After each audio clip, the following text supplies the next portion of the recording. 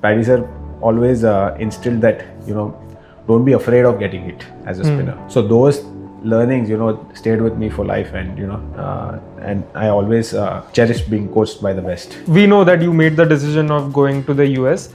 Did you ever had this thought that you will miss the spiciness of Indian pitches? Not that I would say I would miss the spiciness. More, which I was going to miss was red ball cricket, because that is the thing which I was always keen to play. Plus, also I was always said that I'm a red ball bowler. What advice would you like to give to those who are just like you? They would like to also move to US, and they would also like to perform just like you did over there.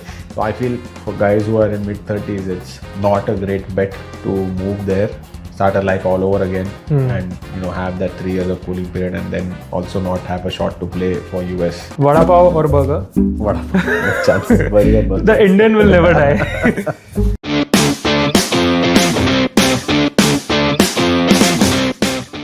This video is brought to you by AVISA Sports, where passion meets performance. Their trusted balls and brand fuels the game at premier events and leagues across India, Dubai, Qatar and US.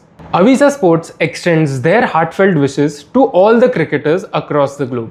From the Maidans of Mumbai to the streets of Seattle, from the garam vada pavs to the most sophisticated brethren, burger, from winning the Under-19 World Cup for India in 2012 to playing for USA, Harmeet Singh has come a long way. Welcome to Cricket Graph. My name is Jai Bhavsar, and today we have a very special guest.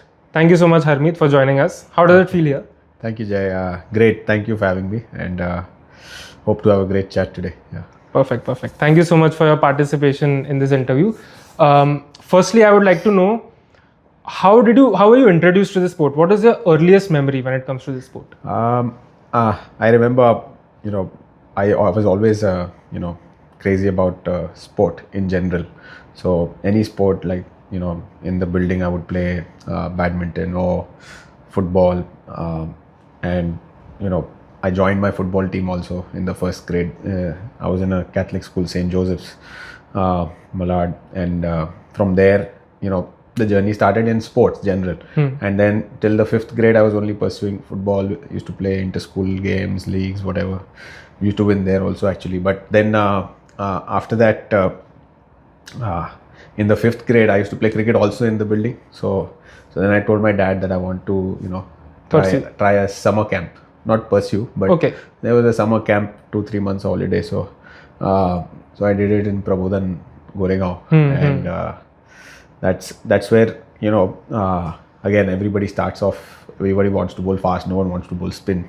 So I also started as a fast bowler. But then from there, at the last day of the summer camp, it was actually very sort of, it turned out to be a little bit, like a pleasant surprise also, that Padmakar Shivalkar was there to, do the closing ceremony. And when he came and he saw me bowl, our coach said, just try bowling left arm spin and see how it goes. And surprisingly, I bowled well and he liked it. And then Paddy sir also told me then ki, you should play cricket for a school which,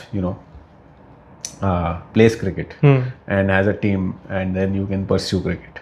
So, and then, slowly that interest started developing, and then I joined Swami Vivekananda School, and from there, the journey started. And then eventually I was coached by Paddy sir only. So then, the journey was started with Paddy sir only, and then, eventually I became his So it was because of him student. that you went on to shift from being a fast bowler to a spinner? Yeah. Like everything started when, Paddy sir came into the picture, and then from there I went to Dinesh Lad sir in Borivali. And then he actually sent us to this Shivaji Park Gymkhana BPL Academy then. And to, me, Siddesh Lad, Shardul would also go there, Atif would go there. Everybody would go there to practice together. And, Praveen Amre sir was the coach, Paddy sir was the coach, Sandesh Kaule was the coach. So these 3 people were running the academy, and, it was also sponsored, so we didn't have to pay. fee. We just had to get there. So and we all coming from humble beginnings. So everybody would have, everybody's parents wouldn't have that much money then to pursue the game, right? So for us that was a big sort of an advantage, and also being coached by the best in the country and also in our city. So that was my initial like a startup, and then from there I kicked on. Correct. You were also the first recipient of the Ramakant Achrekar scholarship. Yeah. So could you please tell us a little about it, and how did that shape your career? Yeah, like Achrekar sir, again, we all knew because we were practicing in Shivaji Park Gymkhana. Sir used to visit sometimes in those days, and he used to still, come on his wheelchair and, see us sometimes when we were small. And that time he was also speaking a little bit, so we have got to, get his wisdom also. And again, Praveen Amre sir being his own student also, he was also giving us tips. What, Achrekar sir had taught him, and then going on to win the scholarship and getting the award from Sachin and Vinod Kamli. That was big for me, as a 14-15-year-old, and just 3-4 years in the game, and Sachin Tendulkar recognizing you and talking about you and with talking cricket with you. And then Paji also called me for a few practice sessions later, and then I went on to get picked for Buchi Babu tournament when I was 15. So those things really triggered my growth, and it was very organic. So no one had to push for me or nothing. And just couple of years in, picked up a lot of wickets in age group cricket, and I was there. So yeah, that was actually my stepping stone. And that gave me the firm belief that I can pursue the game. Even he was a spinner, Sachin Tendulkar. So did he give you any tips? Was there any chat about that? Ideally, when we were growing up, like our generation guys were very, very shy. Okay. And if you see the generation now growing up, they talk, they and also the seniors are also very reciprocative and all of that.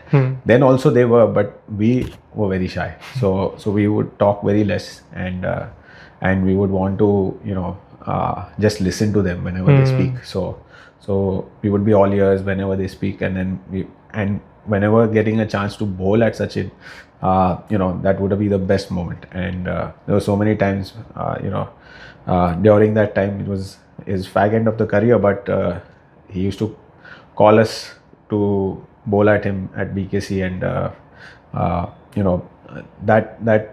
those moments, when you play and rub shoulders against the best, that's the best feeling for a youngster. Do you remember what kind of ball did you bowl to him? The thing is, you can be the best spinner in the world, but you bowling to Sachin, and he's the best batter, and he will show you why he's the best batter. So there's no.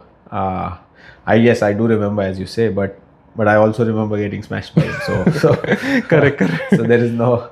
But the best part is, Paddy sir also used to tell us.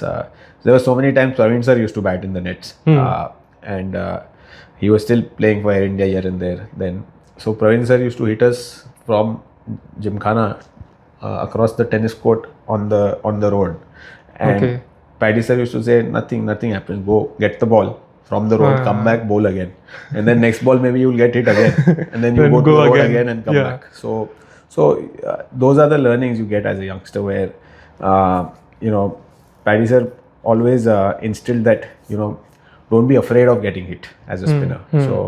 So those learnings stayed with me for life, and and I always cherished being coached by the best.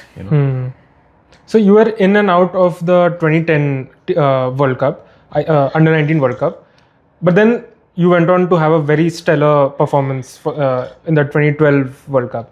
So what happened in between those 2 years? Can you tell us about the changes that you brought in your own game, and what kind of performances that you worked on in those 2 years?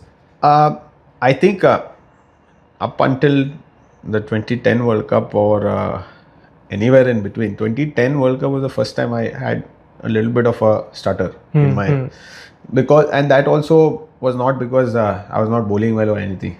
It was just that there was so much inconsistency in the playing 11 that you know, I did not feel part of the core team, you know. Okay. And that happens to a lot of cricketers. And when I was young, that was the first time I felt that, oh, I'm uncertain in the team. So that's the feeling which later I corrected and learned that, okay, there can be instances where you will sit out and you will you know, because I felt always that, you know, if I play, I'll win the game. And when you're young, you don't think about you know, who you're playing against, or, you know, your own technique that much, or a lot of other you know, like as you keep growing, you think about finances, think about responsibilities and all of that. So when you're young, your blood is always boiling and you are always ready to go, and you will fight against anyone. So and that was the case, that I was always ready to play, and then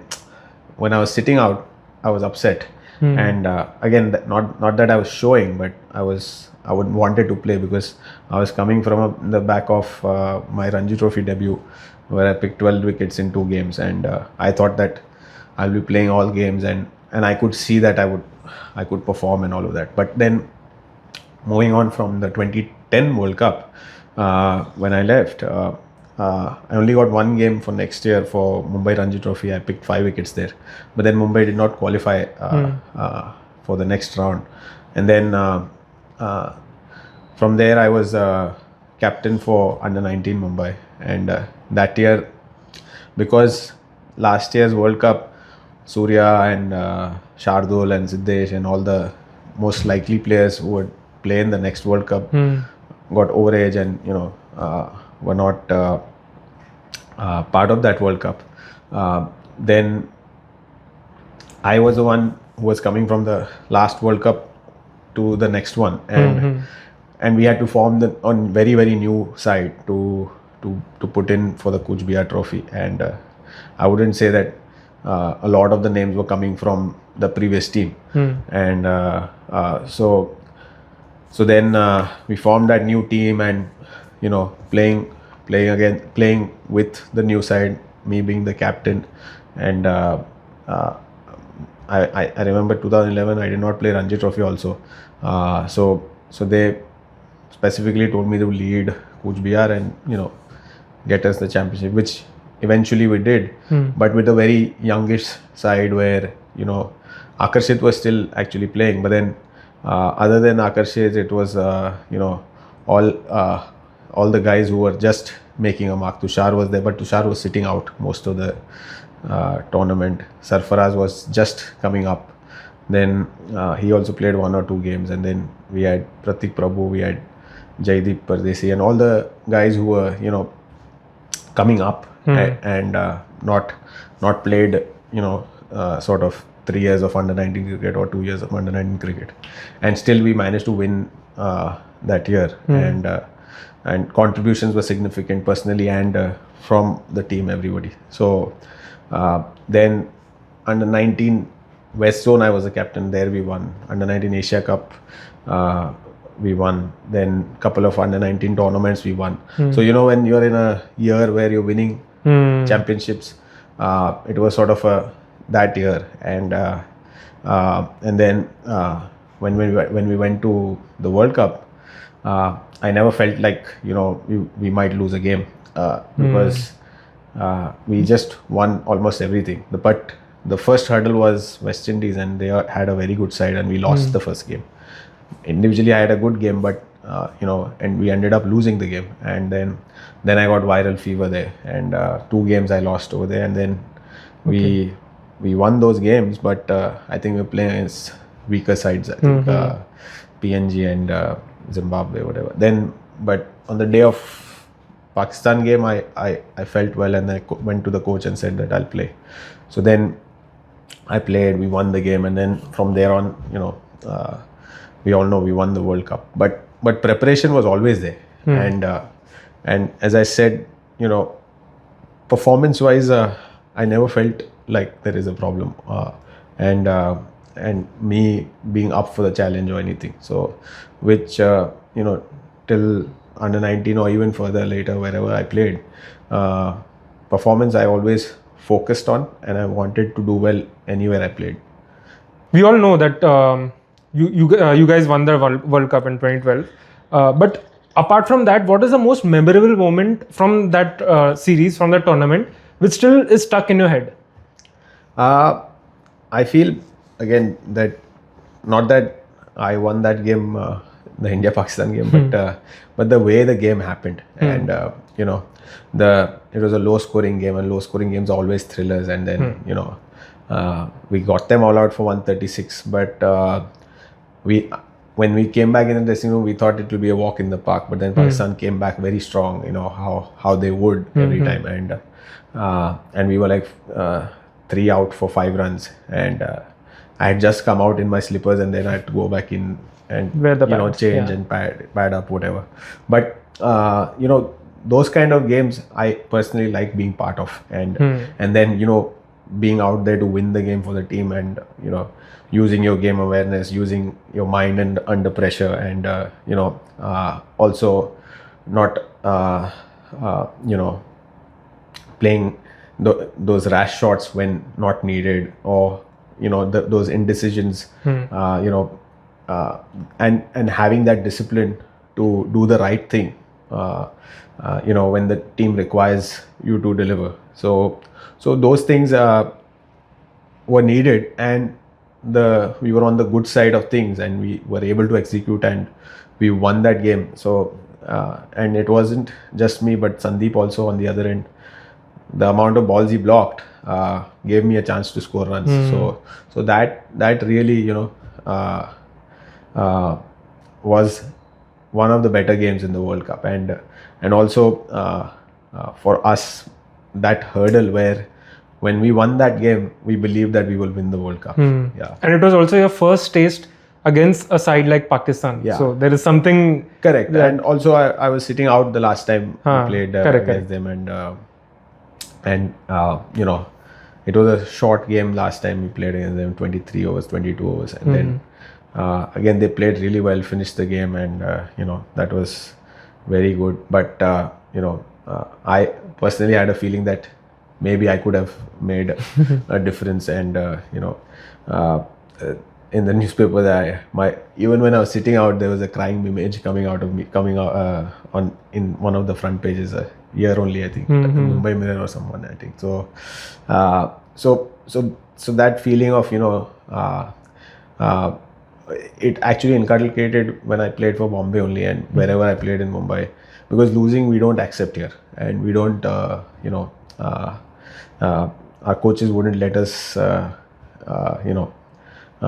go home easily after losing a game. Correct. And so that habit of winning games always was instilled from the Mumbai culture of winning tournaments and winning championships wherever I went. Yeah.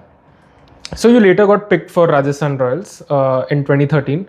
Can you share some moments, or can you share some stories from that time?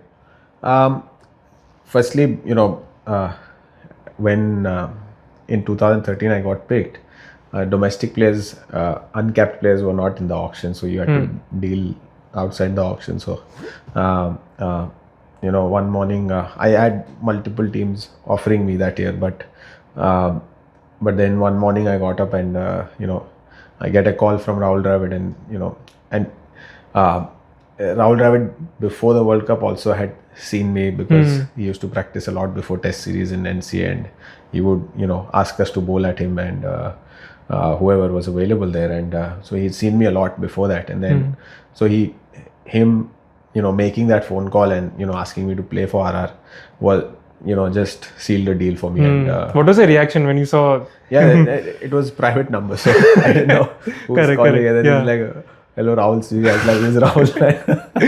True. But so then when he made the phone call, and then I was like, okay, now it's done. And then when I entered the Royals dressing room, it was the best part of the dressing room was, everybody was treated as one, and Paddy Upton was the coach then, and also Rahul Dravid, being Rahul Dravid, he's talking to everyone. He's very approachable and very easily available to talk, and very good with youngsters also. So that environment was always there, and to learn and to grow.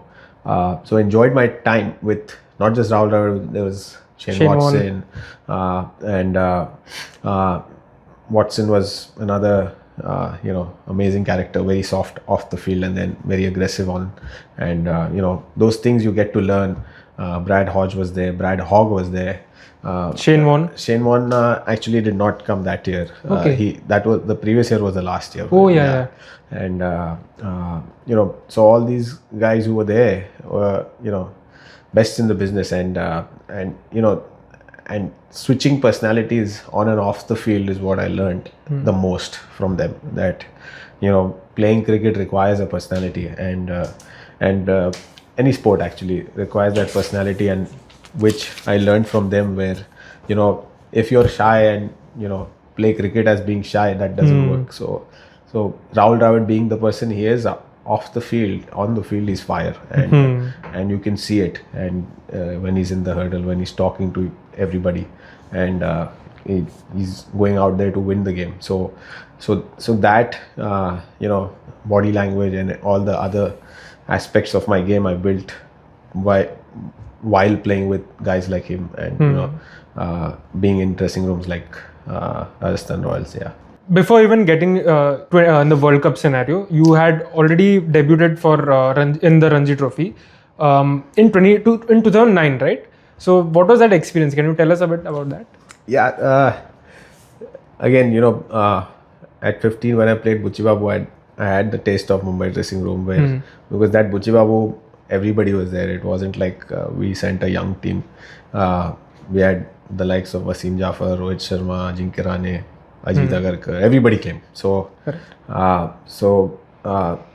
that gave me the taste. And then over there also, the one game I played, I picked a 5-wicket haul, and everybody was happy that okay, this youngster is good, and at 15 he's doing this, whatever. So then after that, at 16 and a half or so, I got my break to start the Ranji Trophy season with Mumbai, and but I was sitting out that year, because Ramesh Pawar and Iqbal Abdullah were playing, and then after that, when I think Ramesh got injured, and then I was told that I'll play, and that was a home game at BKC, and again everybody was playing, and when it's a home game, the pressure is always on, and people are expecting Bombay to win, and back in the day it was even more. People used to come and watch also a lot. So were there nerves there when you were about a lot of nerves. But again, as I said, when you're young, the other aspects like of the game don't worry you much, like technique, or how will I do technically, how will I do all the only nerves was that I want to do well. I'm not thinking too much about the future. What will I be in 5 years? What will I be in 10 years? Whatever. But the only nerves was, but that nerve is easy to fight, and that nerves are good also. That you want to do well. It's not like you're taking it easy or you're taking anyone lightly. So those nerves are always good to have. And when I went in, we were batting first, and then we got all out for about 160 or 180 on day one, and then we started to bowl, and they were 80 for no loss, and I still hadn't bowled, and then I was the last bowler to bowl. Of course, the captain was trying all the other guys who were senior, and then when I come in, I pick up 2 wickets straight away, and end of display I've picked up 2 wickets. So that feeling gave me that okay, I've arrived, and now the nerves have calmed down. Now let's focus on winning the game, and then we went on to win that game. I picked 7 wickets in the game, and that feeling was immense. And then a lot of appreciation also came, and then that is when first time I got to speak to Bedi sir also, and he acknowledged a lot. And then of course next game we were playing in Delhi, so I got to meet him also then. What was that chat about? Can you? No, Bedi sir was always like, if you enter into a room with Bedi sir and come out of the room with Bedi sir, you'll be a different man. Like, you don't need to learn technique from him. He'll give you so many life lessons, and he will give you so many, the motivational talks yeah. that you will feel that you're the best bowler in the world, or best sportsman alive, whatever. So those kind of things. And he was always sort of that person whenever I felt the need of springing back up, and felt down, and I could easily get hold of him, and he would always have a chat. And then I remember Maninder Singh also coming to watch the game, the second game I played. There also I picked 3 and 2, 5 wickets in the game, but I think we won that game also. And then after that I went to under-19 India World Cup. But then in 2011 I was part of the team, but then I got only one game in the end, where I picked a 5-wicket haul again. But then in 2012 I did not get a game. 2013 I did not get a game. 14 also, I think end of the season, 2 games I got where I picked like a 4-wicket haul and a 6-wicket haul. No, it's 4 games, 4, 6, and then playoffs we played. So I thought that then now my spot is fixed, and then next year again the coach changes, and then I was out again. So those uncertainties in your spot, and also the opportunities, the years I lost in between by not playing, and people may say that he didn't perform, or he didn't do anything, whatever. But where would I perform? Like wherever I was played, I was doing well. And even club cricket, the stats are there. So and stats don't lie. So everything was there. But it's just that at that point, people picked on a lot of things which were unwanted. And like what exactly? Like, can you? Any sort of people would say, some people would complain about attitude, where I felt that aggression was needed, and I was aggressive, though that was also an issue. And then one odd indiscipline issue, which everybody has done in their life, and it wasn't even like I was playing the game. So those things were irrelevant, and in your personal life you're allowed to do what you want, but I feel they were too much, and these days how PR is managed. Back in the day it wasn't the case. That when I was coming up, and it was just coming, the social media, all the engagement with social media and everything was just starting, and nowadays if you see, a lot of things go under the carpet, and once if players don't want something out there, that easily gets replaced. But in my case it kept coming back, and those things really harmed me also. And a lot of misreporting happened, and all those things in this day and age, if I had the right backing, I should have sued all the publications.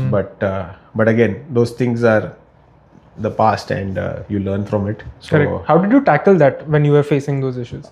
See, I know only one thing: to play the game. Yeah. So focus only on the game. So I told myself that I'll play the game. I told my parents also that you are out there supporting me out and out. So that's all I can ask for. And again, if your family knows what you're doing, if your family is supporting you, that is all you need. And then wherever I played, the players who knew me and the players who I played with, they all knew what kind of person how I tackled things, and how I played my game. So wherever I played, I performed. Wherever I played, I tried to win games, and I did well wherever I played. So and then there was no surprise that he's playing Ranji Trophy, he gets 2 games, he picks wickets, and then he gets dropped, and no one's talking about it. So those things also were there. And then one year I went to J&K also, in the middle of the season after 2014 when I was dropped. In 2016 I went there, and just for a couple of games. But then that was middle season, and they had 2 games left. I was like, okay, as it is, I'm not playing, I'll go and play. But then again, the experience wasn't that good, because coming from Bombay, you're looking to, you always look to be with the champion side. And then, at that time, now J&K is doing very well, but at that time J&K was an up and coming team, and they were rebuilding. So I also learned my lesson that not every team you go that is going to win. So you have to manage your way to win games or to contribute towards the team's success. So that was a big learning for me, going to J&K, and my first exposure as a pro player. So that was also something new for me. And then when I came back, I was like, no, I want to play for Bombay only. So when I came back, they applied a cooling period, and even now the stats would be there, of course. That year I was best bowler in Kanga League, best bowler in Police Shield, picked up 7 wickets in an innings, 8 wickets, 9 wickets. In Time Shield I picked 8 wickets, 9 wickets in Kanga League in 1 innings, and also scored a lot of runs. I almost picked like 70-80 wickets in the season, and someone who was second must be 50 wickets. And I thought now I will get a walk in the Bombay side, but then I was not picked in the 42. So not even 24, 30, 42 players you're picking and you don't have a spot. Then I was very discouraged. When I got that call from Tripura, I did not say no. Then because I already had that experience of playing for J&K, then I was like, now I know how to act here. Correct. And how to manage myself and try to give my best, and whatever result comes, we'll take it. So when I went there and started doing well for Tripura, and my first exposure to Vijay Hazare, and you were the leading wicket taker there. Yeah, and so all those things, I learned a lot when I went to Tripura, and I was very grateful for that opportunity, because they gave me all 3 formats, all games, full season I played.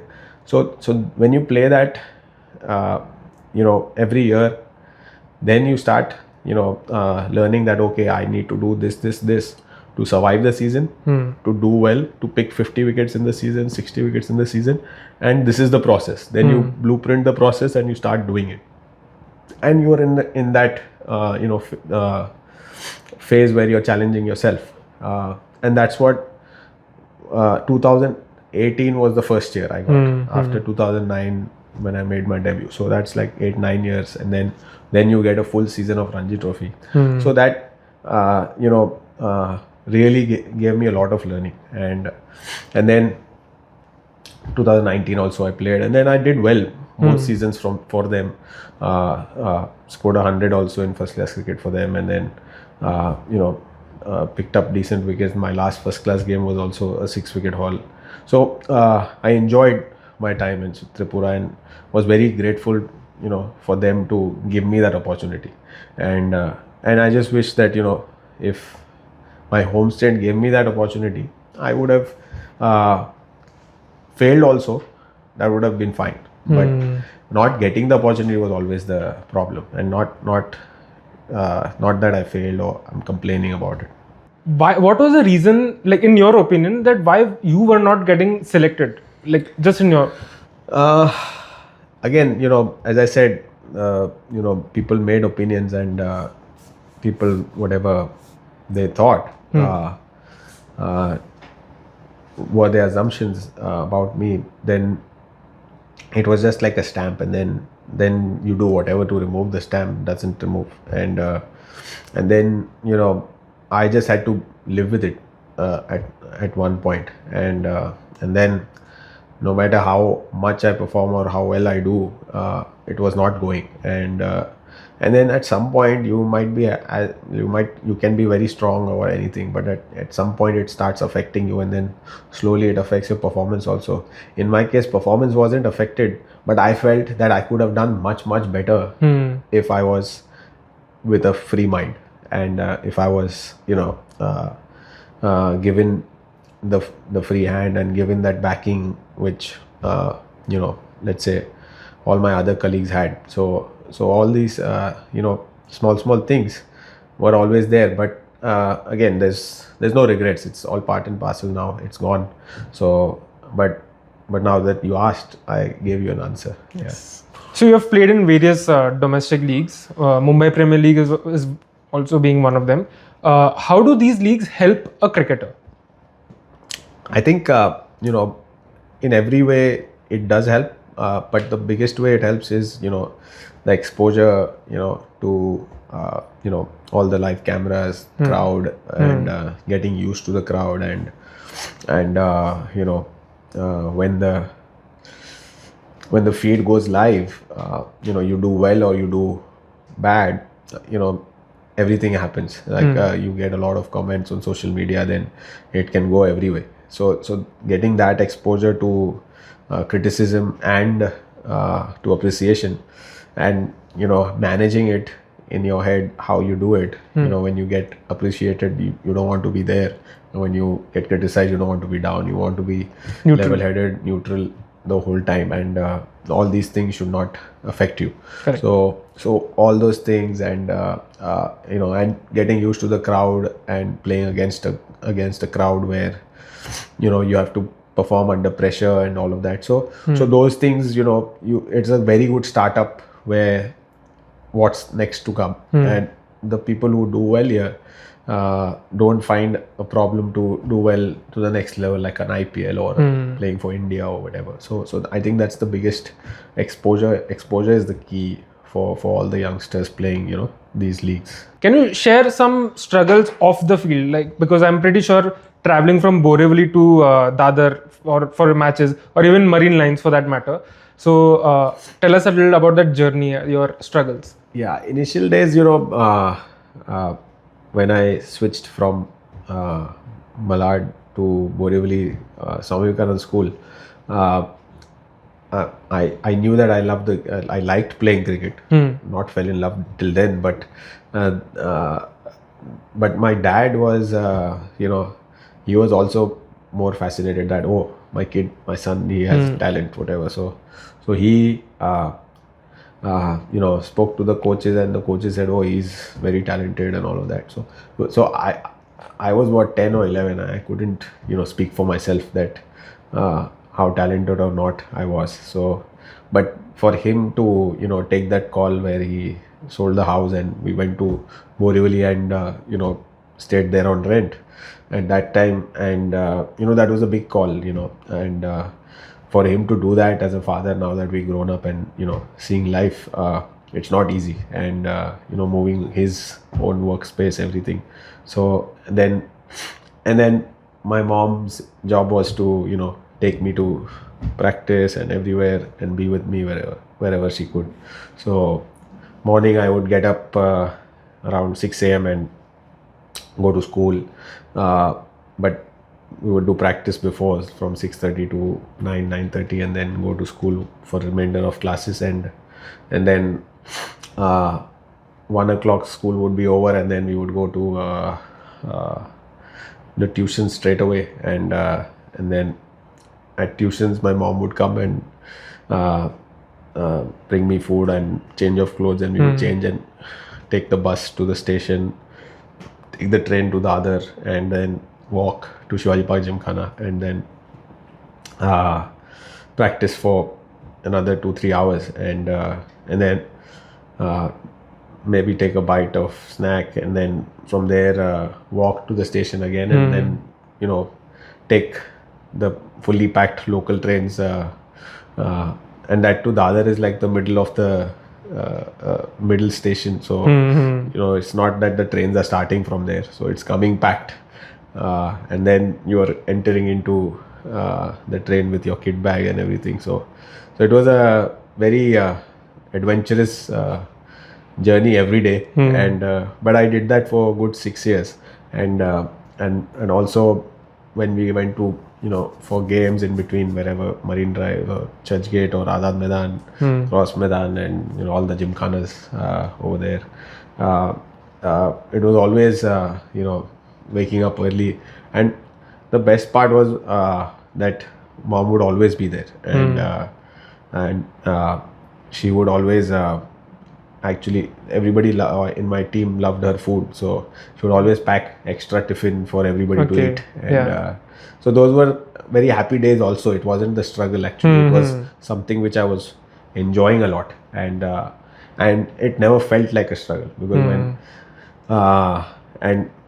when we would come back around 8:39 every day from Shivaji Park also, the best thing would be that I had no time to see TV or anything. I would just eat and go to sleep, and then wake up again and go again. So my parents were also happy that I'm not engaging into any bad company or doing anything which is not good, and parents are always scared of, right? And I feel Bedi sir also once told me that the best actually thing which I applied to myself also, that son, I should be seeing you eating, sleeping, playing or studying. 4 things. No fifth thing I should be seeing you doing. So that's the best you want for the kids, right? So those things I really cherish, and and don't count it as struggle, but those things which made me very solid also, like as a player, and the foundation was very, very solid. Yeah. So we know that you made the decision of going to the US. Did you ever had this thought that you will miss the spiciness of Indian pitches? So I had been to the US before making the call. So 2014 is the first time I traveled to the US. Morely for vacation, and here and there I just played club cricket for a friend, few games, and then I came back, and then that time it was very raw, and then slowly by the time it was 2020, I'd already been 2-3 times over there, so I kind of knew what I was getting into, but there were more than matting pitches over there, but turf pitches were slowly like places like Houston had it, Miami had it, and maybe 1 or 2 here and there, but then not that I would say I would miss the spiciness. More which I was going to miss was red ball cricket, because that is the thing which I was always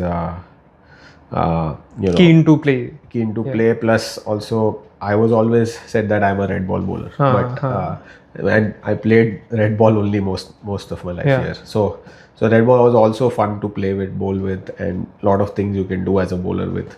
So all that all those spells of red ball cricket which I was severely going to miss. So that you can say. Was it hard to transition from that mentality of being a red ball bowler to a white ball bowler?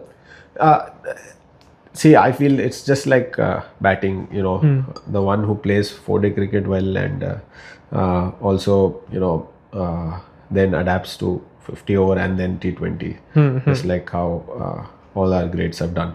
So I feel that red ball only made me stronger with my technique, and stronger in my executions for any delivery, and then white ball was sort of, I wouldn't say easier, but it was more of about execution.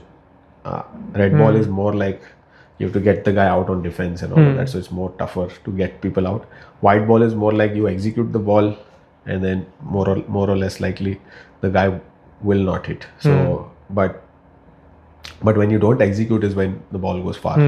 So that's where the challenge is there in white ball cricket, where how good your execution is on the day. So sometimes you execute and it still goes, but ideally 90% and more is when you execute and you will get the reward. So white ball is more about executions and having the variations to get away and being able to perform well.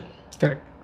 So in 2021 you made that decision to go to US. What was your first day like? 2020 September, I would say. Okay. I went, and 2021 my visa, everything arrived. So 2020 September I went around US, wherever I was having that opportunity to go, and then I picked Seattle, Seattle because the community was smaller, and also I sort of had a good rapport with the people around there, and there was an academy. So initially the contract was that we had to play minor league and do certain number of hours in a major league partnered academy, and that's how our payroll will come before the major league would start. So that was like a initial first 2-year sort of contract, and then once major league comes in, then that'll be an add-on, whatever. So which also I enjoyed. That was my first exposure to coaching also, and here I was lucky that I actually spent a little bit of time when I was not playing with Omkar Salvi here, and when I was sitting out also, or whenever he was available. So he used to talk a lot of technique and biomechanics with me, and that is one coach who I actually only discussed technique, whereas Paddy sir or Bedi sir, they never touched me technically, because they believed that I had the action to bowl naturally well. So they always spoke about how to get wickets, how to disguise the batter and all of that. But Omi spoke technique with me, and that is when I was aware about the right technique, how to bowl spin and all of that, and what you can utilize here and there, wherever. So, and which I still use, whatever he thought, and then which I also used on the kids who I coached over there. So that was good, and then it gave me a good feedback that this is right and it's working for the kids. And then when you coach, you learn yourself as well. Correct. And I was still under 30 then, so there was so much which I could learn and apply on my game. And when I started coaching, I actually started applying in my game also, and my basics were refreshed and everything. So that was fun. Actually, I enjoyed doing that first 2 years, plus playing the minor league. And Seattle was sort of a state where cricket was less, and they did not have a big sort of community to play cricket and all. They do have relatively, it's large only, but comparatively smaller community. And but when I went there first year in the minor league, we saw the things, and then we lost the first year, but the second year I spoke to the owners and I said that I want to win the minor league, and we don't want to participate and be like because Bay Area was the San Francisco area, they were California basically was considered sort of like Bombay, like champion sides here and there. So, and they were in our zone. So I was like, it looks like we are giving them walkovers, and and it was my first year, so I didn't want to get into their face too much. But I said that if you want me to be captain, let me form the team, and let me have the best chance of winning this minor league. And then we formed a team, got a lot of youngsters, only all local guys everywhere from there, and guys who could support us when needed. And it's T20 cricket, so it's high risk, high reward. So sometimes you take the risk. If I get out or if I don't bowl well, someone needs to bowl well. So you need support in T20. So we had very good support players over there. And when we formed the team, we won the minor league also, and it was against all odds, and no one ever thought that we'll win that minor league season, and they were like unbelievably better sides than us, and but we won against everybody, and we beat almost every team in the tournament, and it was like it was a small tournament, but it was one of the better achievements. I feel that one of the memorable years of my career where I enjoyed playing cricket and enjoyed winning that tournament a lot. So these are some performances which helped you get in the MLC, because you are the first one to be picked in the MLC draft. Correct. By Seatle Orcas. So what was that experience? What was that? How was your reaction when you got picked? Yeah, like so again, and was picked by Seattle only. So that was one of the bigger reasons where, because we won the minor league, and it was such a big thing in Seattle cricket community, and also so most of the people started relating started relating with us, and started feeling that the cricket community belongs with us, and then me being the captain of that team, and so then I did get the limelight, plus also I performed in crunch situations, so that also went my way when it was major league, and when we had the first pick, they chose to pick me. Again, grateful for the opportunity, and the reaction was, again, I was a little bit speechless, but I also felt that I did deserve, and I did when I was told that when I was moving there, it's tough to pursue cricket here and all of this and that, I was like, I'm used to it, because I was not, there were so many years I was not playing also here. Correct. So for me, that don't think that my motivation will go down. I will only keep going up. So my motivation was always climbing, and I whenever there's an opportunity, I would always try to do well. And when we won that minor league, after that, when major league gave me that opportunity, we were also in the finals of that major league year, first major league, and unfortunately Puran, not unfortunately, but he had a magnificent day, and he just took the game one-sided, and I feel we had a very big chance of winning that first major league, but again, now this year, hopefully we make it. Yeah. In the 5th standard, you were classmates, and you were also the neighbors with Saurabh Netravalkar. So how was it like playing alongside him? And did you have a chat about those early days?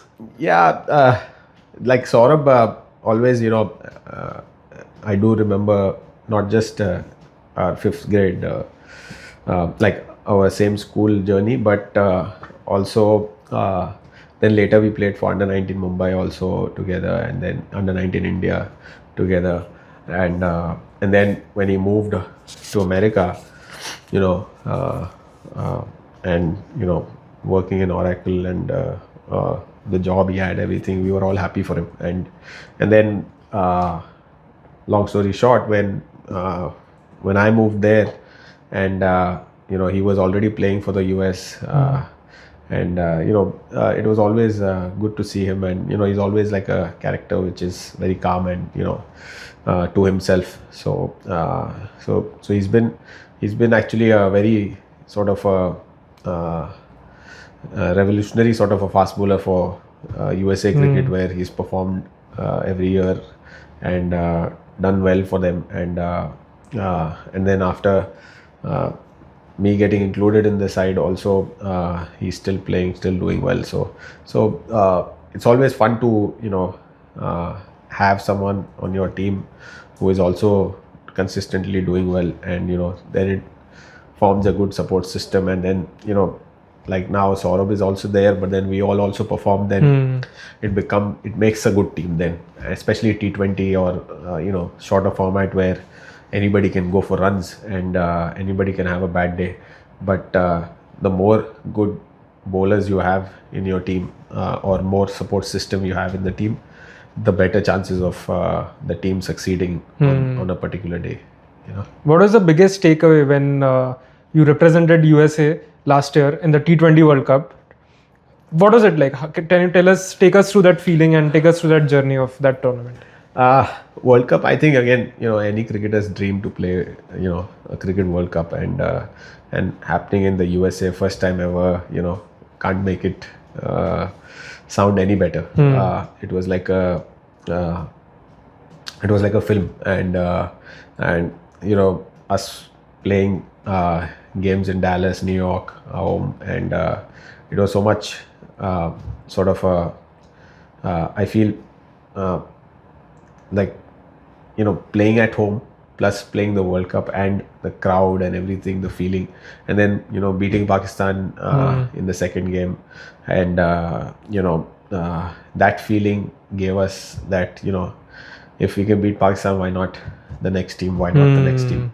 So and then we actually almost cornered India at some point. Yeah. And everybody was a little worried also, but again, our inexperience showed, and their experience also showed. Was it a strange feeling bowling towards them and playing against them, basically? Yeah.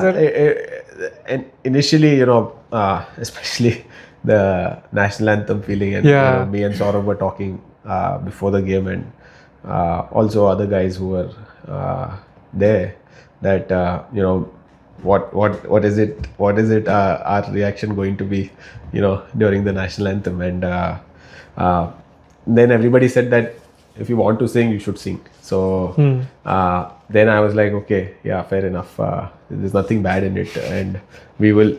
So so we had that little bit of a murmur going on with us, and then we also sang the USA national anthem, whatever. So basically, for you guys, it must be a win-win situation. Yeah, it was like as Saurabh also said in one of the interviews, that USA is our karma bhuvi, and India is our Janma Bhumi. Correct. So we enjoyed that part, and both countries have given us a lot. So nothing to take away from anyone. So recently we have seen a growing trend of cricketers going from India and representing other nations, particularly USA becoming the attractive destination. What do you think is driving the shift, and how do you see this impacting the global cricketing landscape? I think one is also the entire system of cricket in India can only accommodate certain amount of players, and IPL can only fit in X amount of players, first class cricket can play X amount of players, club cricket can play so many players, and the pool of players is getting bigger and bigger in India, and also otherwise also Indians are everywhere.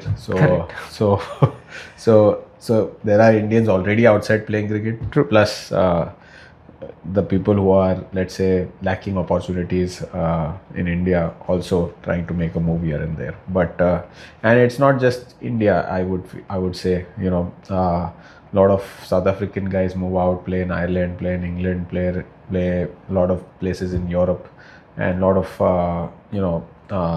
other, like New Zealand guys move around, Australians move around. So all those things happen around the world anyways, because but Indians are so many that you sort of find almost one Indian anywhere in the world, any country you can find.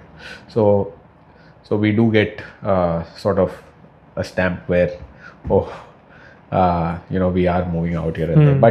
But yeah, that is true that a lot of our first class players have made the move, and because at the time we were playing, the first class salaries were sort of less in terms of comparatively to what IPL guys were getting, or someone who's playing the bigger leagues. So for us to provide a family of four, or be the breadwinner in the family, we had to earn more, and then leagues like Major League and someone of that stature of a league is offering you and helping you make the move, only made the deal sound sweeter, and and also whatever they promised turned out to be true. That 2020 when I moved there, 2023 I was promised that if I perform, everything comes with performance. So and performance was always for me. I've always not had issues with that. So I was like, I'll perform. You tell me what rewards I will get if I perform. So then we were said that we would get a major league contract, a USA cricket contract, or 2024 there's a cricket World Cup, and we didn't know it was in the US then, but at least we knew there's a T20 World Cup. So there was a like a 4-year goal that you want to play the USA for the USA in the cricket World Cup, and accomplishing that 4 years down the line was a great feeling. And for the guys who now want to make it, let's say looking at the success story or looking at us, I would say that things have slightly changed now because of so many USA also born players are coming up, plus doing well as well. So the competition is very fierce now, just like any country, I would say. And also the other thing is finding an employer and finding. So it's and again, US being US, visas are not easy. So nothing comes easy over there, and sometimes it's also destiny. And when I try to help people, I try to do my best in whatever capacity I can. But sometimes it's also destiny that it's meant to be or not. And so many times that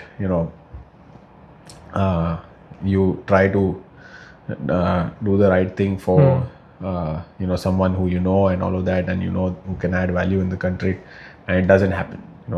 So all that is also I feel a little bit part of destiny.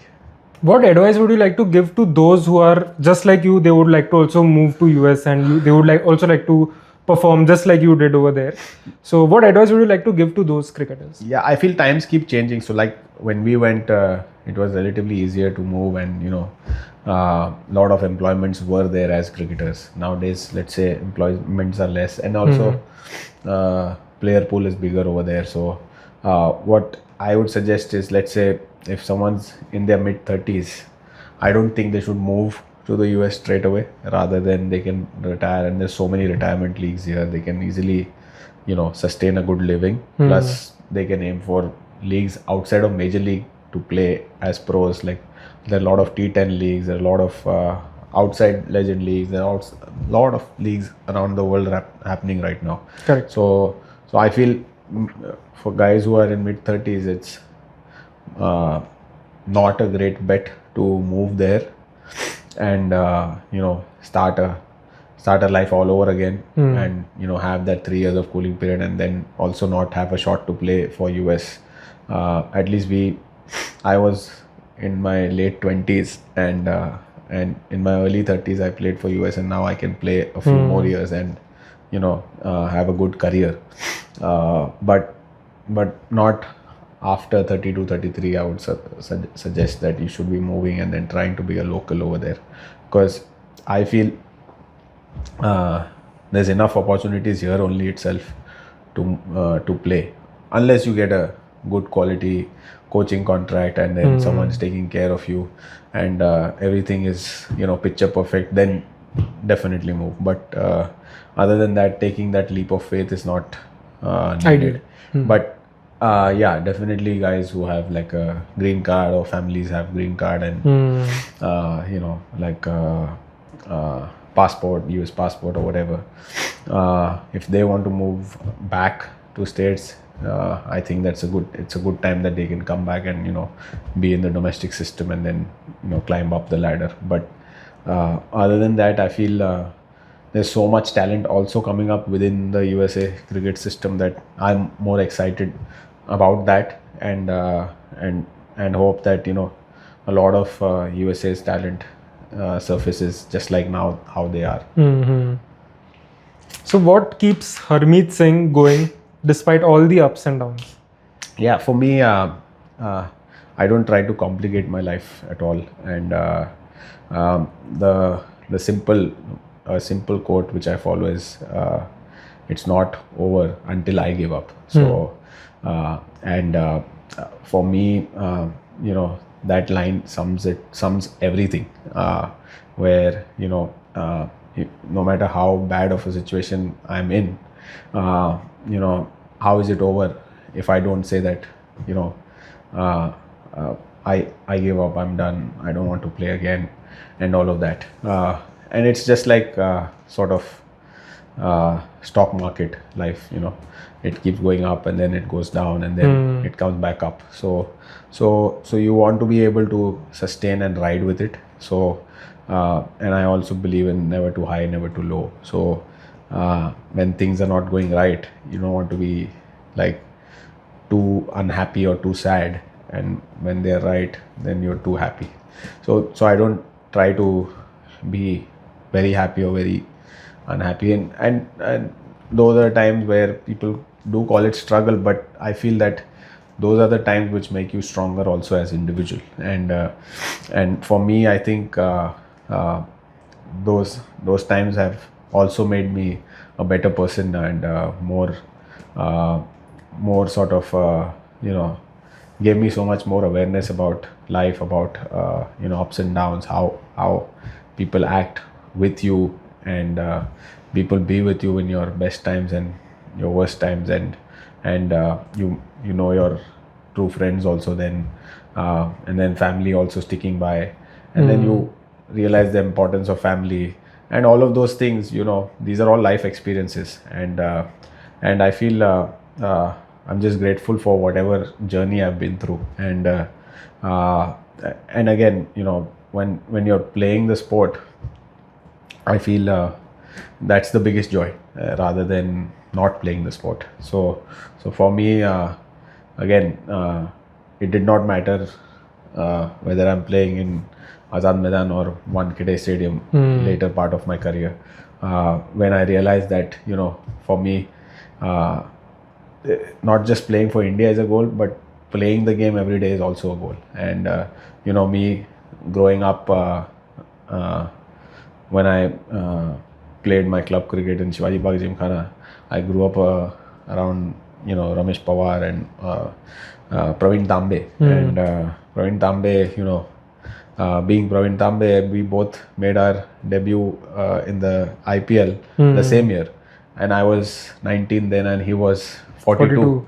So him making his debut at 42, and we are complaining about not getting opportunities in like mid 20s is so those are the kind of experiences I was exposed to very early, that if Praveen Tambe can strive at 42 and have that passion and drive to make it, then why not me, or why not anyone else? So those kind of things I always thought about and enjoyed my journey with, and then always thought that I was one season away, and I would always tell myself that okay, next season is my season, and the next, and I always would be in that optimistic mindset that it will happen someday. And so many times, yes, there were moments, you are just human being, that oh, why am I doing this and that, but it was always a ride, a wave which you have to ride with, rather than say that oh, I'm done, and which I did. And then I would always come back on top of it, that okay, now whatever it is, we put it back and start grinding again. So those kind of things makes you learn a lot, and for me, as I said, I try to keep things very simple and very clear in my head, that okay, what is it that will get me out of a bad situation. So I would always try to be in a solution mindset, rather than getting into rather than sinking into my own thoughts, and whenever anything is bad happening, or I'm under pressure in a game, I would always be in a situation where, okay, let's find a solution, let's get out of this, let's win this little space. So all that I learned with experiences, plus being around the best people who played the game. So yeah, like all in all, to some ups and downs, again, it's not over until you give up. What are your future goals? What are your future aspirations? Because you said that you also coached a few players. So what is your future goal? Future goals is the most realistic goals are that right now we're playing the Cricket World Cup qualifier for 50 over. We already qualified for the next T20 World Cup, which is in next year Jan. So want to play the T20 World Cup in India, and then hopefully qualify for the 27 50 over World Cup and play that in South Africa. And then 28 there's an LA Olympics. So the next 3 years are big for me, and if I'm able to play in all these big events, that would be the biggest achievement, and what more can you ask for? And then from there we'll take it as it comes. So but the next 3 years is what I'm aiming to play all these major events, and then try to do my best possible, and then whatever comes along the way, I'll keep playing, and keep enjoying my journey. And again, no expectations as such, but the learning has always been that you go out there and fight and give your best, and as a pro you can always only do that, and results are not in your control. So you do your best, have the best body language, have the character, have the attitude, and then result is will follow. What were your preparations before the 2024 T20 World Cup? How do you construct those practice? Yeah, so US is a different landscape in terms of cricket, and how cricket is played and all of that. So it's very hard to find, especially let's say if you're not in a team scenario, team setup, then there's not much going on with practices, and very hard to find guys to practice with and all of that.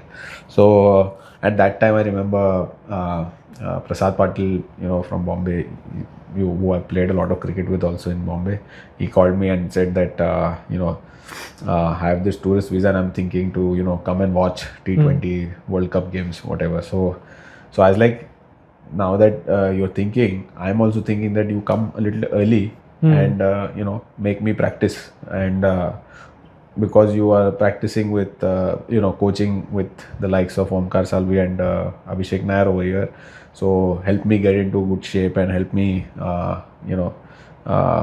gear up for the World Cup. So he said, yeah, that sounds like a plan. And then he just flew in and stayed with me with my family, and helped me practice before the World Cup. It was more indoors, but getting those skill set topped up, and all the batting, bowling, whatever, everything, getting it right and getting the volumes up was very important for me. And he helped me because he was young. He's young himself, so he not just coached me but practiced with me. So there was a lot of challenge, and that phase really helped me excel in the World Cup. And when he was there, the best thing was that we were both working in a routine. So we created that routine, and followed it very religiously through the day, and enjoyed practicing. So that was very fun, that phase. How do you see the people of USA taking up this sport? How do you see their growth when it comes to cricket? Yeah, I think USA cricket, our kids and youngsters picking up the bat, or playing the sport over there, we already have a lot of players. We have a major pool of youngsters playing cricket, but again, I feel the lack is in the grassroots infrastructure, plus the domestic setup, which I hope USA cricket resolves that and gets that going. But the other thing is, we already have talent coming up, and also in the playing 11, guys like Sai Teja, Mukamalla, and Sanjay Krishnamurthy, and Utkarsh Srivastava, and Ali Sheikh, all these guys have played for the US, and they're all either early 20s or late teens. So we already have 3-4 solid guys who are playing in the T20 and the 50-over format. So I think the talent will never be less. I'm just more worried about our fast bowlers, homegrown fast bowlers coming up, where in the early 2000s or late 90s, India was where whenever we had an express fast bowler, we couldn't take care of it. And then slowly, when NCA came into picture, then we started learning biomechanics, and then we started training our fast bowlers, and also not letting their pace wear off. So then guys like Zair Khan, Ishant Sharma were able to bowl at higher pace for longer period of time, and and then Bumrah and all of those guys followed. But then in the US, for that to happen, we need that infrastructure for fast bowlers. Like we will always produce spinners and batters, but for fast bowlers, you need an environment, you need an infrastructure, you need care, you need awareness, you need training, you need proper diet, nutrition, everything, whatever. So all that thing right now we are lacking. But slowly, I'm trying to do my part with running a small cricket academy where I try to train fast bowlers plus all the guys, but we try to put special attention on fast bowlers where fast bowlers can excel in that environment, and also want to put them in the right programs where they can start excelling and start doing well, because we need that environment for them to be able to train. And also the other guys where me being already have that experience of coaching 3 years in Seattle. When I moved to Houston, I think that with the start of the academy and everything, I feel more and more pro cricketers who are already available there and are playing cricket should be able to contribute and help the next generation come out and sort of become solid cricketers, because I feel that we have that duty towards USA cricket where we should be able to help the next generation of cricketers, and because the cricketers advance so much that if we are able to coach the next generation also in our spare time, I think we will have better results in the years to come. And for me, I feel that the setup we have over there, it's always it's an open door policy. It's people come in and out, whatever is there. But I think I have a very neutral interest where I just want to do good for the game, and where I can help the youngsters, pursue the sport. And I feel also there are so many more streams opening up for youngsters to pursue the sport, like all these kids who are the names I took, Sanjay, Saiteja, and all of these guys, that Sanjay is already playing franchise cricket, GSL and Major League and all of that. So, and then if these guys start getting picked outside in world leagues, that's the career right there. And slowly they will start getting on higher contracts in USA cricket, Major League cricket. So that's the career any IT professional has, and that's the money they make. So I think the money will only go up, and it has started to go up. So I think they can easily pursue the sport in US, and not be worried about I have to go college and this and that. Of course, that is there, and every parent is always worried. And sport being sport, it is about sacrifice. It is about passionate obsession and all of that. So when you want to pursue the sport, you will have to be either this side or that side. And then of course then there are geniuses like Saurabh also who who do both. So if someone is able to do what Saurabh did, then definitely why not? But I think there's a lot of light in future for USA cricket, and hopefully we are able to get a lot of talent coming up from the country. With that, we'll now come to the rapid fire section. Yeah. So you'll have to answer this in just one word, okay? Yeah. Favorite batter currently? Virat. Yeah. Favorite bowler? I'll say Bumrah. But favorite cricket ground? I'll say the one which I've played on. So I love playing in Wankhede. So Wankhede is my favorite ground. Crawford Market or Pike Place Market? Pike Place, yeah. Okay. Marine Drive or Discovery Park? Marine Drive, yeah. Vada Pav or burger? Vada Pav, no chance. Burger, no The chance. Indian will never die. If not a cricketer, then what? Tough, very tough. Football player, because that's the only talent I think I had. What position? I actually played everywhere. I played in the midfield also, and then I was centre back also. So I would say centre back ideally. One quality which is a must have for young cricketers? They never give up attitude, I would say. Yeah, because nowadays we tend to start crying and cribbing, and parents also, I think it's a big point, good point actually. Parents also, the drive back from the game, parents are always livid. Oh, my son did not get an opportunity, and this and that, whatever. So they're always saying that. So that puts the kid into a pity mindset. That puts more pressure on them. No, they start pitting themselves. Okay. That मेरे साथ गलत हुआ, and oh, this happened with me, that happened with me. So rather than telling the kid that, motivating the kid to do even better next time, even if let's say they don't get selected.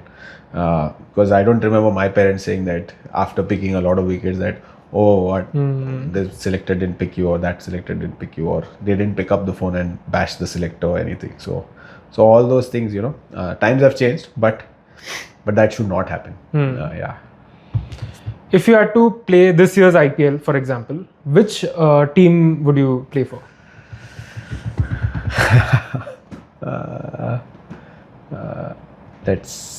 You cannot say Rajasthan Royals because you have already played. So if you can ignore that. I would say CSK. Yeah, CSK. Like Tala Dhoni. Yes. Perfect. Still a couple of years left maybe with Dhoni. So you never know. Yeah. Maybe. No, I mean, getting to share the dressing room with Dhoni would be great. Correct. Right? So, yeah. Thank you so much, Harmeet, for your time. We had a pleasure discussing about your struggles, your journey from playing in Indian conditions to now playing in the USA conditions. I genuinely hope, on behalf of CRICKETGRAPH, that you go on and do well for in the future for the upcoming tournaments. Just not against India though, but I hope you destroy all the other teams. And thank you so much once again for coming over here. And we wish you all the best. Thank you.